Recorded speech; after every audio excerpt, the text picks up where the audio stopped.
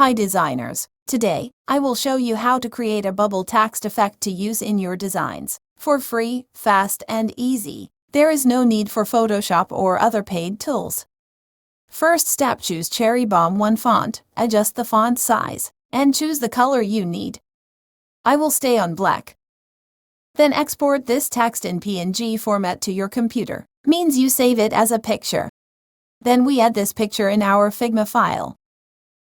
Now we will work with this picture. To create the bubble look effect on this text, we will use a free plugin called Photopea. On the right side, double-click on the layer with our text picture. In the new window that opens, select Bevel and Emboss, and add parameters like in the video. Then choose Contour and change the range to 75, and click OK. Then duplicate the layer.